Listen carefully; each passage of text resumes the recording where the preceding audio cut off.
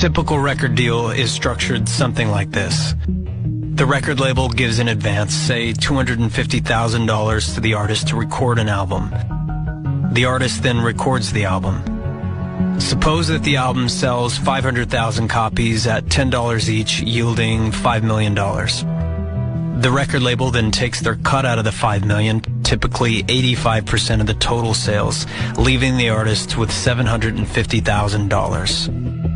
But before the artist receives any payments, the label first deducts the advance. In addition, the record label recoups other costs such as recording costs, half the promotion costs, half the video costs, and tour support. This leaves the artist $425,000 in debt to the record label. And then this debt gets carried on to the next album, and the next album. Coming in now, what would you sort of advice would you give upcoming artists? You know what I would say? Know the business. If you do not know the business, know the business. Know the business. Know the business. It's good to want to be in it, but know the business, please. And just know that everything, don't believe the hype about everything, you know, really know the business, do your homework, get on Google, find out about some things. And I would tell them, and then I want to tell them, please never, ever, ever, ever, ever, ever, ever, ever, ever give away your publishing. Don't do it. Don't do it. Don't give away your publishing. They say the word in music business, the word business is bigger than the word music. So it don't make a difference how good you can sing or how good you can produce or whatever. You'll be just like one of my favorite movies, Cadillac Records. They say you'll be making him rich and you famous. and what my man say from Two Live Crew, Brother Marquise, I just saw him in an interview recently on Doggy Diamond Show. He say, fame without fortune is torture. Yeah. And that is true. You don't want to be tortured. Learn that business, man. Man, woman, boy, girl, whoever you may be, learn that business side, because that's take you way further than knowing how to do some slick runs and do some slick harmony. Yeah. Because the computer nowadays could do your harmony for you, but ain't nobody gonna do that them books and stuff for you. Make sure you get paid. How much of the business side of the industry did you not really grapple with when you first started?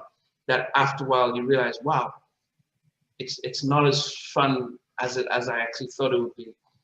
Well, you know what, to be honest with you, man, I didn't, in the beginning, I didn't care. You know what I'm saying? Because I'm a musician, man. I care about the music. I'm not thinking about the business part of it. You know what I'm saying? Like, that's what we hire people to do. You know, I'm a creative person. You know what I'm saying? So I didn't care. Did you sign a deal that was for the time? Was it a fair deal or was it really bad, or what was your reflection? It was a standard R&B deal during that time. I think every R&B artist that I speak to that came through that era, like the 90s, like 92, 93, 94, it was pretty much the same contract. The only difference would be the advance up front, like how much money they would advance you up front, which is nothing more than a loan, because you have to pay that back before you start seeing your royalty money. So with certain artists, they would get like maybe $50,000, and then you have another artist that may only get $5,000. Yeah. And that was just up to the label and how much they believed in the project and how much they were going to put behind it. So. And when I got my, I was 19 when I got my, maybe 19 or 20, something like that. When I got my publishing deal, I didn't have no money. You know what I'm saying? And then somebody gives me $80,000. I'm like, oh shit, what the hell, man? I know I wasn't rich, but I go from 0 to 80 grand. I'm able to do some stuff for my family.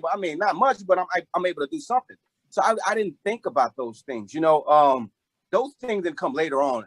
Until later on, after the way I want to be. Now I'm starting to think about, okay, because I at the end of the day, man, I got some great checks. I don't know about the other artists, you know what I'm saying, but they took care of me. Yeah. But then at that time, then when you guys were signing with Keith, did you, because you were working at LaFace, so you knew the background stuff, and your boyfriend at the time had the publishing stuff. Did you then know about the paperwork, to make sure that, you guys aren't just going to be singing and nothing comes back to you guys? Did you know? Well, I did know about the paperwork. Did or didn't? But I did. You did, okay. But Here's the but. you're not gonna get everything you want. Okay. I mean, come on. You think you're gonna come up in here green as a doggone green bean, that you gonna come and get everything you want? Nah, bruh, it don't work like that. Okay. So everybody has to pay their dues in some kind of way. You know, it's going out there trying to be in a boxing fight and never get hit. Mm. You know, so we thought that we could avoid certain things because we knew more. But nah, bruh, one hook is gonna catch you sooner or later. You know what I'm saying? It's a straight doggone Tomb Raider. You know what I mean? you caught in something. Something gonna cut your neck off, your leg, knee. Something is going. You gonna miss some kind of limb coming back limping. You know what I mean? Wow. So the production deal that you guys have, because was that on the Bad Boy? Did they have a production company signed to Bad Boy? It was Arista, boy. Yeah. It was Arista, Bad Boy, Calimia. That was the production deal. 112. Okay. So we were signed to Calimia, who then signed themselves to Bad Boy, who was signed to Arista. Yeah. So It's an administrative deal. Yes. Yeah. So you can understand the trickle down effect. So by the time Arista gave us $1 million, by the time it got to us, it was $12,000 a piece. You know what I'm saying? But we were still on the hook for that $1 million though. Yeah. So, So that Right. Kalina, was that Puffy's stuff or was that somebody else? No, that was the manager / production company. So there was a conflict of interest right there in and of itself. He was the manager and the production company at the same time. And it's also that we had our producers, Denzel Foster, Thomas McElroy, had a manager named David Lombard. And they said to us, you guys should have him as your manager as well. And they were like, it's a conflict of interest, but you know, he's a good guy and he'll take care of you. And I was thinking, okay, well, if you guys say he's good, then he's good. And we all trusted that. But it was really a bad situation because when it comes time to renegotiate, if you're lucky enough to sell your first album, goes multi-platinum or platinum, and you tear up that old contract, you have to renegotiate for better terms than what you initially started with. Yeah. And David was not willing to represent either side. He couldn't represent Danny and Tommy or us. So there was no one there in our corner. Then when Eddie F presents you with a contract, are you obliged to get legal advice? And not just because of Eddie F, but any type of contract, or you just sign right there? Oh no, you have to give it to an attorney. Their attorney sends it. Their attorney sent it to our attorney. And how do we find our attorney? Yeah. Through them, because we didn't know anything. So we pretty much let them pick the attorney. So he's sending it to his friend, and they just work out whatever it takes to make the deal happen, you know. So I interviewed Tabitha Duncan from Kut Klose, and she said that you get you get an attorney, and they all know each other. They all know each other. They all know each other. I interviewed Dawn Robinson from Vogue, and she said, I know an attorney that you might get might say, well, if I try and side with my client against the record label, I've got other clients there that they may say, well, we're not going to work with you again. So they're not, as much as they'll try and do fair advice, they're not going to be always in your corner. Yeah, because the groups come and go. You know, the label is there. They need that business from the label. So So we tried to avoid as much as we could and get our own little, lawyer and stuff. It was like, well, we got our own lawyer, so they ain't gonna be able to get over. Man, this business, everybody know everybody in here now. Yeah. We're the only ones that didn't know that. You know what I'm saying? I'm like, come on, man. You think people don't know who you know, dude? These days, you better watch your mouth anyway, because you just never know who know who. Yeah. You know what I'm saying? So we thought that we had the right lawyer, but nah, bro, we got into a hell of a situation because we signed a 7-album deal. So a 7-album deal, that's a lot. No one releases an album a year. So basically that's almost 14, 15 years. That's if you release one album every 2 years. Yeah. And most people sit on the shelf for a couple, years before you even start working on the album. When you're talking about being on the roster like Electra, I mean, you know what I mean? We had a lot of people out there, but still, everybody had to wait. And I'm like, to sign that many years of your life away to anybody, if it ain't gonna be your husband, is foolish. I mean, we actually had a lawyer who was supposed to be, like in everybody's best interest, but like the lawyer we had, he was in the back of the Right On magazine. He was a former actor from one of the soap operas or something like that. And he just had like his acting headshot or whatever in there. They're just like such and such, attorney at law. And he basically told us when we walked in, he said, "Hey, this is pretty much a standard contract, guys. Go ahead and sign it or whatever." And then later on, when we got real representation, which was the guy, Mr. Londell McMillan, who is he was like 50-50 partners with Prince, and he actually represented the Jackson family in the wrongful death proceedings and stuff like that too. By the time we got to him, he was the one that broke it to us that we basically got screwed, you know. Because like at that time, like coming from the job that we all had, making like minimum wage or whatever, it's like anything with a couple zeros behind it seemed like something like $1,000 seemed like a lot of money when you used to make it maybe like $250 every 2 weeks or something like that. You see what I'm saying? And then also when you meet other groups and you see that y'all selling pretty much the same, like y'all record sales and show turnouts and stuff is pretty similar, but then you see them getting cars. And you still like borrowing your folks' car to go out for the weekend and stuff like that. You're like, oh, something may add up, something may, right? You know? But for you guys at the time, it was like, wow, we're just excited. We got an opportunity to sign here. Were you able to get lawyers and parents to look through and like what's going on? Or well, you know, with a contract that big, it's like 24 pages. My parents wouldn't have known exactly what was going on. They looked at it. But they weren't in the music business. None of our family members could ever tell us exactly what we were getting into. They had no clue. It was nothing they'd ever seen before. We had never seen it before, so let alone our family members helping us through that. But we did go to Los Angeles. We got an attorney of our own. We hired Don Wilson, who was a Black attorney. A lot of times what happens with the attorneys that have a name in the industry, they're already tied and connected to the major labels. They're bought and sold by the majors. In other words, the attorneys know that they can't make an alliance with the artist that they're representing because they're going to bring another artist through those doors. So, in other words, they can't go against Clive Davis because for the artist that they're representing, because they know that they're going to bring another artist to Clive Davis, and they have to make alliance with Clive. So they represent Clive or Jimmy Iovine or Sylvia Rohn in our case. And he wasn't really looking out for En Vogue as much. He told us some things were wrong with the contract, but his loyalty was more with the industry. So we really didn't have somebody that had our backs from the very beginning. And had we had someone that was not an attorney, an entertainment attorney that was not connected to the industry, we would have fared a lot better. It's amazing that if you were an NBA player or football player, you've got a talent and your agent gets you a deal with the club and you get a big salary, big advance, and they take care of everything. If you're a recording artist, everyone comes to see how can we sap your energy, and knowing that, well, if we do all that, you may not be great at what you're doing. How soon did you realize that it isn't, there's two sides to this? There's the singing part.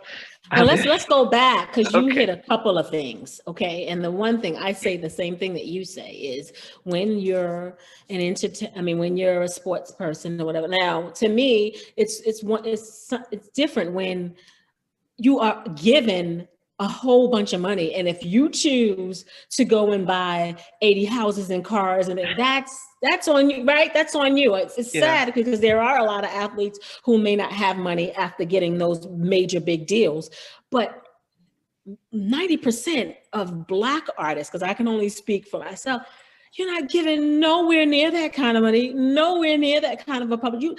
You're already in the negative starting. You know, they don't even give you a head start. Like, that's the only thing about I'm going to go from the Black music world that I take an issue with, because it's not even like after you're 3, 4, 5 albums in and you just want to, take a break or whatever you want to do, right? Being said, and I can say this on, your platform as well, just so everybody knows, our intent was not to leave Bad Boy. We were not, our initial intent was not to leave. Our intent was to be, to get out from under the production deal that we were signed to through Bad Boy, which was taking, what, 80% of, 40% I'm sorry, 40% of everything that we made. So from advances to touring to shows to anything that we made, endorsements, advertisement, anything that we made, the production company that we were signed to took 40% of that. So we were tired of, you know, giving our money away basically for free, because we were the one that was writing, we was the one that were producing, we was the one that was, you know, that was doing all the years of choreography and stuff. Now in the beginning, yeah, it may have made sense for you to have a production company or an A&R or somebody there in artist development to help us, you know, mold us. But once we are established and we are 112, it became obsolete at that point, and we felt like a change was necessary. So we wanted to leave that situation, not necessarily leave Bad Boy, but leave that situation. Puffy was reluctant to leave that situation alone with regards to 112. So that's the reason why we left, and when we found a better situation over at Def Jam. But did you have a choice at that point? Of course, we always have choices, but we just ate it because we thought we could do better the next time around. Well, you know, if we do better, you know, we can change the contract next time around. So I mean, if the album went like 10 million or so, you could then go back and negotiate. Is that what you were saying? You probably could, but when you dog in this business, man, them jokers screw you so hard. I mean, come on, you hear the story about TLC? Yeah, they're like one of the biggest selling groups of all time, female wise. They are, and they got jacked. You know what I'm saying? Yeah. So what makes you think that? What is this, Queen Victoria over here, or Elizabeth or somebody? No. Nah, bro. We like, you know what I'm saying? I wish I could say I was like that dude who won, you know what I'm saying, like this, but nah, bro. We was like this. We was on the lower registers, you know what I'm saying? So, no, we got juked bad in many ways, you know what I mean? But, you know, I really don't have no regrets, because you live and you learn. Yeah. So the question I had then is that you've done the first, it blows up, that it's very clear how the publishing and everything works, and every 90s artist would tell you that, man, we got, and Dawn Robinson, when I interviewed her, 2 cents per girl per record, so they're selling 10, 20 million, but they're only getting 2 cents, you know. So it wasn't, you didn't sign them to RCA, you weren't there, but you didn't sign a production deal with them. So how is it that they could paint you as the villain when you were just doing your parts? Because they were young, and I was too, and nobody really sits you down at that stage and tells you the mechanics of it all. You kind of figure it out as you go, and then you realize, oh man, because like even me, as much money as I was making, it still wasn't a good publishing deal. I did a horrible co-publishing deal that I never should have done. I should have never done a publishing deal at all. I should have just kept all my publishing and not ever done one, but I didn't know that. Because what publishing deals do is just take your own money and give it back to you. Yeah, and I want to go back, because the fact that you guys were signed to AppScat and you had your own publishing stuff that early on, it meant that the success for the 411 album meant success for you guys. Was that the case? Yeah, well, what we did was we were going to do different publishing deals. So Kenny took the credit on the Mary J. Blige songs, and he got the publishing deal, and we split the money on that. And then I was going to do a publishing deal, and then we would split the money on that. But the problem with that was the first publishing deal that went down, you know, it didn't go down like we really wanted it to. Like, we kind of got tricked, and I don't have no problem giving numbers. For instance, they call us in. It's like, okay, we're gonna sign. We're gonna do this publishing deal. We're gonna give you guys up front $70,000. But we need to do the deal today. Boom, did the deal for $70,000 advance, right? About 2 weeks later, the quarter breaks and the numbers come in from the album. So had we not did it for $70,000, we could have did it for like $200,000, but we didn't know the business, and nobody told us that. So that kind of shunned us away from doing more publishing deals. So that's how I end up just owning my own publishing, and end up like, I'm gonna learn this thing. And right now I own the same amount of publishing on Come Inside that the record company does, because I wouldn't relinquish it. I wouldn't give it up. So okay, you signed with BMI first. Was that well, you don't really sign with BMI. All they do is agree to collect your royalties around the world. So that would have been better. So it would have been better if you kept them or Aspect or something like that. Absolutely, yeah, because then I would have got 100% of all my shit, as opposed to when you sign a publishing deal, you're giving up sometimes 20, sometimes 30, 40, 50% of your of your rights. And all they do is say, okay, let's give you some money in advance. Yeah, a little advance money, right? And it's bullshit, because I think I got like 300,000 on that first one, and I'm sure I made that back in a couple of months, based on what those records were doing. So like, it's just a joke, because then all of a sudden the money they start making off of you has well surpassed what they gave you, and they gave it back to you from your own thing, from your own pipeline. It's not like they gave you anything. They gave you 300,000 of what you was about to already have anyway. Maybe because, again, there's a difference. The difference is that if you're an artist and you're out here singing other people's songs, you're going to have a hard time. Yeah. That wasn't me. I was out here singing my own songs. I had ownership of my publishing. You know what I'm saying? Like I did a publishing deal, but they only had owned 25% of my publishing. Wow. You know what I'm saying? So while I wasn't getting money from LaFace, I was still getting money from ASCAP. I was getting money from my publishers. So I wasn't in a bad position. You know what I'm saying? I can't really say I ever made a dime from LaFace, because we were always unrecouped. But I had money coming from other places. I had show money. So it wasn't like I was twiddling my thumbs like, oh shit, what's going to happen next for me? Yeah. I just kept working, man. And I love the fact that my life went that way instead of me not being a songwriter, because I hear the horror stories of so mmany people, man, not having money and being broke, and it can happen, man, especially when you're chasing that look, because artists have to look a certain kind of way. You got to drive a certain kind of car. You can't, there's this thing you got to keep up. Yeah. Well, right. That's so. Not only do they suck the blood out of you, like you mentioned, which takes away the energy from what you're really, you have to go out there and perform every night. Where NBA players, they get the cool baths, they get the massages, whatever it is for them to perform at their best. They have it, correct? Yeah. But as an artist, you don't have that protection. You know what I'm saying? There's nobody really there to protect you. You have to protect yourself. Because even monetarily, the only way you're really gonna make money is to keep doing shows and to keep writing and, and to keep publishing this and to keep your record label interested. Now that's a whole nother thing, because if that last album wasn't #1 like the album before, their interest is going down. You see what I'm saying? So, and what's going down with the interest is the budget, right? That maybe you got a big budget for the last album, but we got to go by what you did last time. Yeah. What about that? We got to go by how many records you sold the last time. This is what artists face, and that's why I go back to what I said before. You have to love it, because the business part of it. Wow.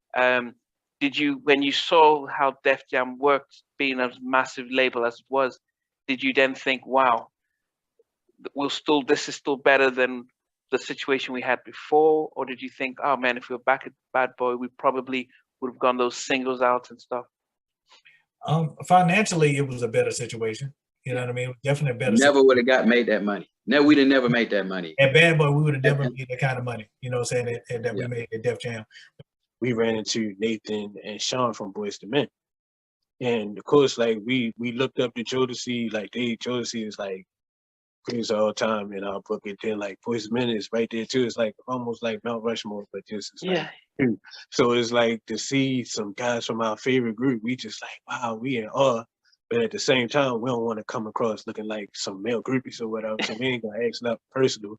We just asking like, look, we introduce ourselves. We from a new group, whatever. Like, is there any advice that y'all could give us? What's the best advice that y'all could give us? We try to come up with an intelligent question. Yeah. And when we asked them that, they was like, first thing came out their mouth was publishing.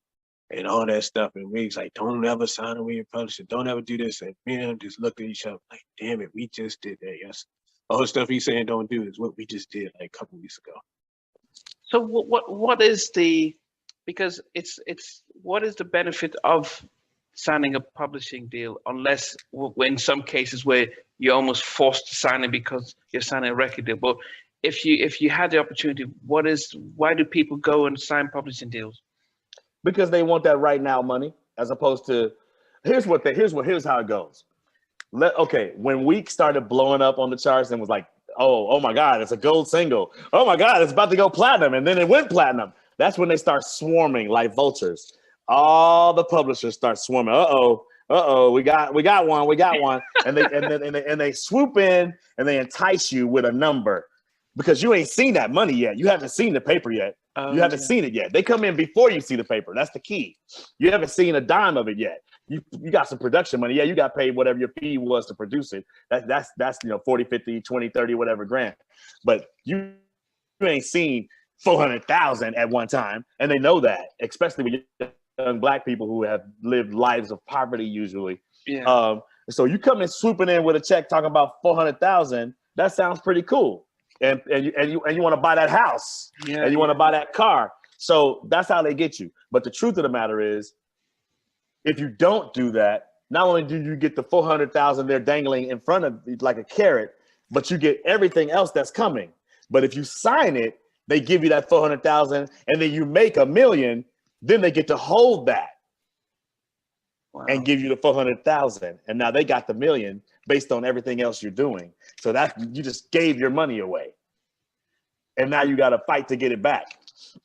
Oh, so there's a times when that can end and say, okay, we've done our time. Yeah, and that's the key, the time. Thank you for saying that. Yeah, it's usually like 30 years. Wow. Okay, so you're signing away decades worth of earnings for one little piece of change. It makes no sense whatsoever. If you never do it, then you don't have that problem. And if your record's still successful, you're going to get paid all the money instead of giving somebody else half the money. Yeah. In order to get, it's just like getting a loan in advance of your own shit is all it is. Yeah, but when you get a loan, you pay it back, and that's it. They don't keep then saying, well, you've made it. And now you know what a publishing deal is. There you go. Bingo. You see the incentive for them to do that, and then they try to own it for as long as you're alive. Wow. Thanks for watching. Please remember to subscribe to the channel, but most importantly, to press the notification bell so that you can be notified when we do have a new interview. Loads to come, but thanks a lot for watching.